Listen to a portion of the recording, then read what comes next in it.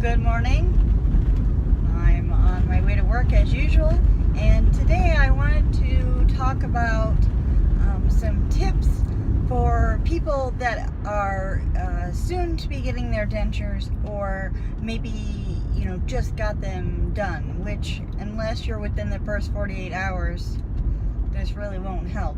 So my main audience will be those who are going to be getting their dentures, or if you have a friend or family member that are going to be getting dentures, this will hopefully help.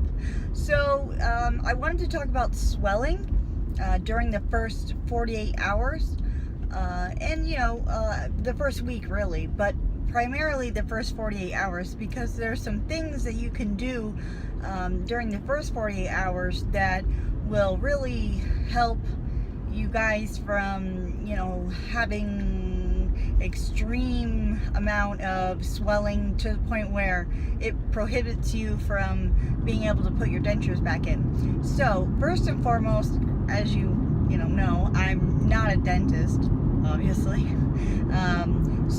But I've been through this, and I've been watching or seeing other people that have been going through it. I'm part of 2 forums on Facebook, and I see quite often that people post how they can't get their dentures back in within like the first 48 hours after having their teeth extracted.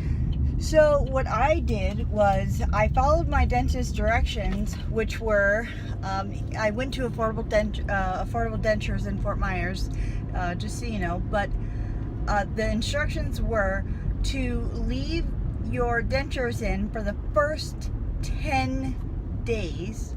Okay, meaning you're gonna sleep with them and everything during the first 10 days. The only time you'll take them out is 2 times a day to clean them, and that's only after the first 48 hours. So for the first 48 hours, I was instructed to leave my dentures in, and I did that. So for the first 48 hours, I didn't take them out. It was technically the morning of day 3 when I first took them out, so it was a little after 48 hours. But I didn't have any pain whatsoever when I removed them or when I put them back in, and here's why, which is the whole point of my video. So the reason why I didn't have any issues is a few things. Number one, I maintained a round-the-clock ice regimen for the first 48 hours. Now that's pretty common with any kind of injury. You want to use ice for the first 48 hours. So what I would do is I had ice packs, and I would have the ice packs on my jaw, my face, for 20 minutes at a time. I would set my little timer. Well, my fiance actually did. He was in charge of the ice regimen because I was kind of out of it. So he would set his phone for 20 minutes. I would leave the ice packs on, my face. I had them on my jaws because I had this jaw cool sling thing. I am driving, so I can't use both hands, but it was, a pack here and a pack here. And then I bought an additional ice pack to put on the front part and the bottom part.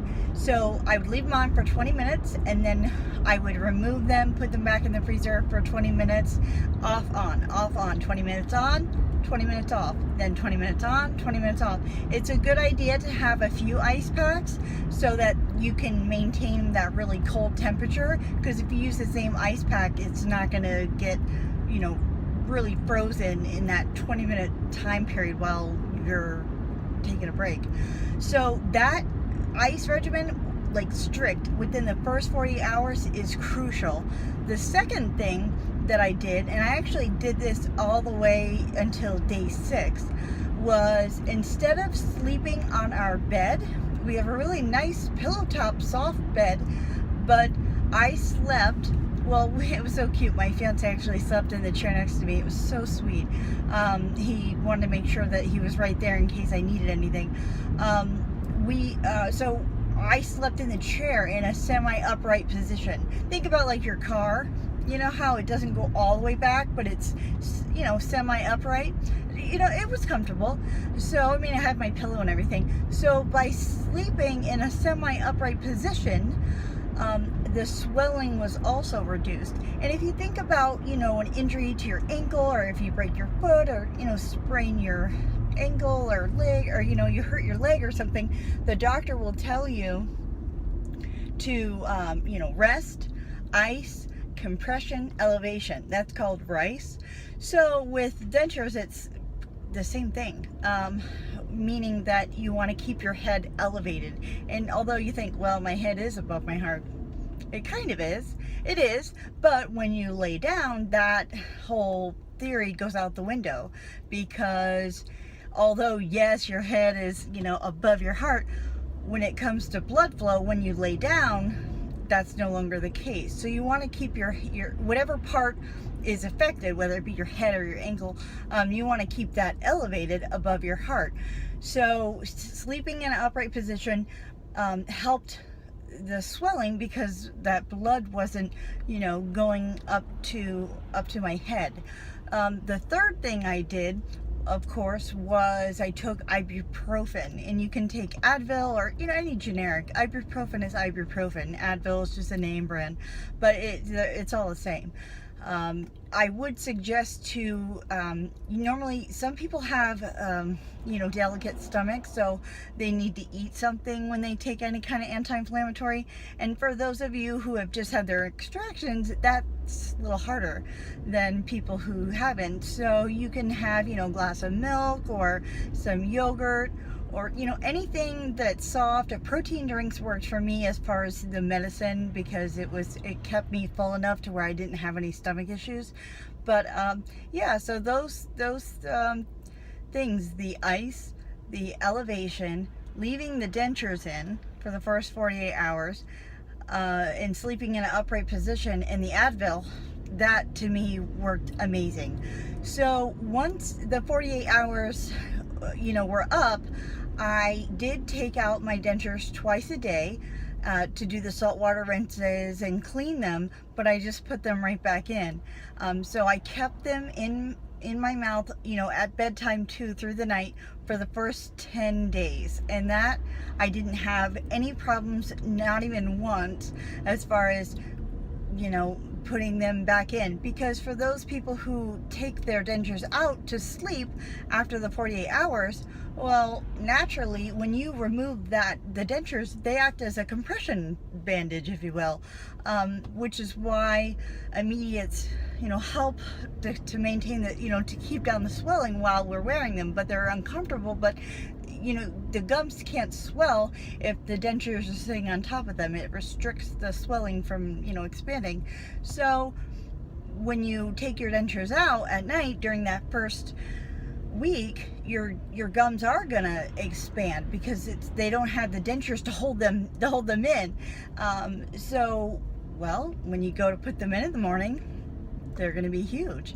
You know, everyone's different. Some people, I think, you know, might have more difficulty than others. I hope that no one has any difficulty. But anyways, from what I've read and seen online, you know, people that have taken their dentures out after 48 hours and slept with them, most of them have had problems. I'm not saying that you will. I hope that you don't.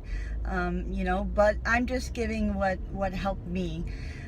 What really makes me wonder is, why are there so many different recommendations for that whole, you know, sleep with them in, sleep with them out?